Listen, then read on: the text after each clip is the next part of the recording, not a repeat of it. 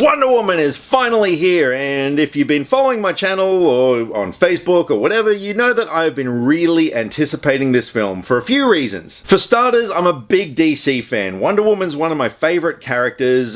Just ever since I was a kid, I've preferred DC over Marvel. Secondly, this is Wonder Woman's first time in a standalone live-action film. There was a really good animated film a few years ago, but this is the first time that she's been in her own feature film, so there was a lot riding on that. And thirdly, let's face it, the DC films so far haven't had a very good track record critically, and a lot of fans weren't that satisfied with them. I've been thinking, they've been okay, but therein lies the problem. They're just okay. There hasn't been anything great. So going into this film, look, I'd paid attention to the reviews and they were outstanding. So I was kind of thinking, oh my God, I hope this is the movie that this needs to be. I hope this is the movie not only that Wonder Woman deserves, but we as the fans deserve. And I'm really happy to say it was. I loved this film so much. This is definitely the savior of the DC universe. So the film once again stars Gal Gadot as the title character Wonder Woman. It starts off on her island of Themyscira, which is populated by Amazonian warrior women. As a child, Diana wants to be one of these warriors, but her mum doesn't want her to go into battle. She wants to protect her because of a reason we're not given at the start. There's a bit of secrecy about Diana's backstory. Chris Pine plays World War I pilot Steve Trevor, whose plane crashes near Themyscira. Diana rescues him and brings him back to the island, which may or may not have been a good idea. She learns about World War I and is under the impression that the god of war Ares is responsible for it. Feeling that it's her destiny to stop World War I and destroy Ares, Diana takes off with Steve Trevor to England, and she becomes involved in the war. Essentially, this movie is a different take on the events of World War I. So once she gets involved in the war and starts fighting Germans, she learns a lot about mankind, things that she didn't know, and in turn, through that, learns a lot about herself as well. And that was one thing that I loved so much about this movie. It wasn't just a straight-out action film. There was a lot of character depth and emotion involved in the film, but I'll get to that in a minute. So back when Gal Gadot was first cast as Wonder Woman, I was one of the skeptics. I was one of the people who kind of thought she looked a bit frail, and I didn't know what was going on with the crazy accent, which now all makes sense, believe me. But, I thought what she delivered in Batman vs. Superman: Dawn of Justice was good. I thought, okay, yeah, she suits the character well.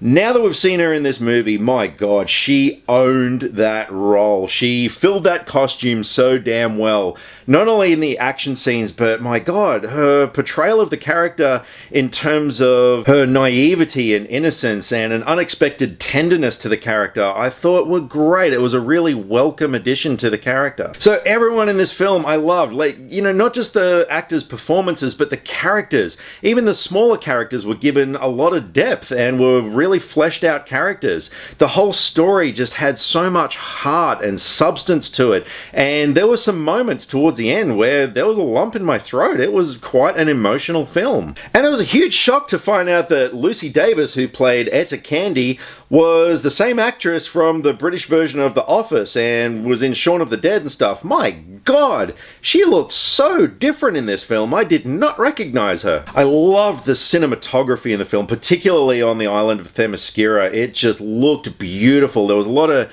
Greek influence in there, and there was a lot of stuff that I just thought looked amazing. And all the World War I scenes as well, in England and stuff like that. Everything looked realistic. The production design was fantastic in this film. So the film was directed by Patty Jenkins, a female, and I like that. Well, for me, I didn't think that the film bashed us over the head with any sort of, women are superior to men kind of things. Like, you'd think that coming from an island populated by women, once Diana is introduced into society, there could have been this whole element of, yay, females, but she just had this real naivety and, wanted to learn as much as she could about our culture, and she didn't hate men at all, and I didn't feel there were any sort of sexism overtones in the film. And not only that, I liked that they didn't bash us over the head with the whole thing of her being introduced into this new world where there's technology and stuff. You know, there were some moments where, you know, that were used to comedic effect, where she felt things were a little bit strange or whatever, but yeah, they didn't overdo it, and I liked that about the film. And the action scenes were fantastic. Gal Gadot trained for 6 months in martial arts and stuff. I mean, this woman came from the Israeli army, so I imagine that, you know, she's kind of been involved in this sort of stuff for her whole life, but man, she is such a great action movie star. And yeah, the action scenes in this, particularly that scene that we've seen in the trailer where she climbs the ladder and ventures out into the battlefield.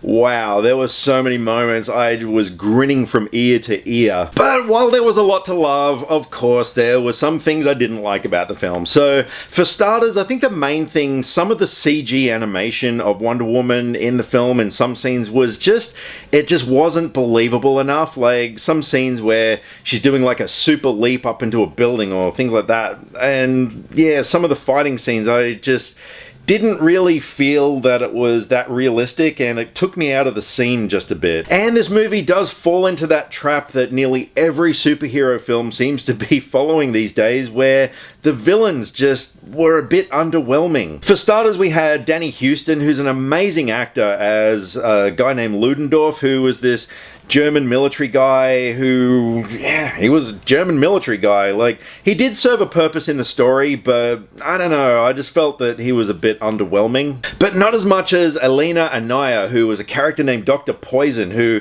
was this evil woman with a prosthetic face thingy. She was a scientist that concocted poisons and gases and stuff, and I mean, she could have been so creepy and just such a great character, but again, you know, they just underused her. There was one other villain, but I can't really say anything because it's a spoiler, so I'm gonna leave that out, but that character was a little bit better. But, you know, again, just overall in terms of what Wonder Woman has to go up against, yeah, I thought it left a bit to be desired. That being said, you know, in a way, the main villain of the film was kind of mankind's general evilness, so I thought that was well done. And one thing I've got to say, don't bother seeing this film in 3D. Look, I'm a really big fan of 3D movies when they're done right, but this time around, there was a point halfway through the film where I actually had to remind myself I was watching a 3D movie. I'm not kidding. There were no scenes at all. There was not a single moment in the entire film where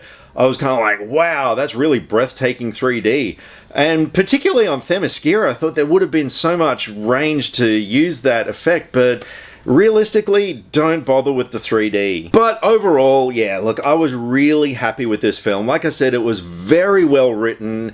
There was a lot of depth to the characters. Even the minor characters were given so much to do. I thought the action scenes were fantastically done. I loved Wonder Woman's character. I mean, she kicked ass, and there was some great stunt work in the film. I even dug the way that they did that Zack Snyder sort of a thing where, you know, in the action scenes it'll be fast, fast, fast, slow-mo, fast, fast, fast. Because in the bits that they used the slow-mo, you know, they were bits that you probably would actually want to see. So yeah, I dug it. But overall, this is definitely the movie that we've been needing to save the DC universe and get it back on track. I really hope Justice League is anywhere near as good as this one, and I'm going to give Wonder Woman a 9 out of 10. So thank you for taking the time to watch my review, and thanks to everyone who's been subscribing lately. Don't think I haven't noticed you. And there's plenty more room here. Jump on in, the water's warm, smash that subscribe button, and if you've seen Wonder Woman, let me know what you thought. Did you like it as much as I did? What were some of the problems that you found with the film? Drop me some comments either here or on Facebook. All the social media links are in the description below, because I like to talk about movies and I would love to talk about movies with you. I'll catch you next time. Click subscribe to stay up to date with all the latest movie reviews. Skynet will be taking over any day now, so what have you got to lose? Nyah.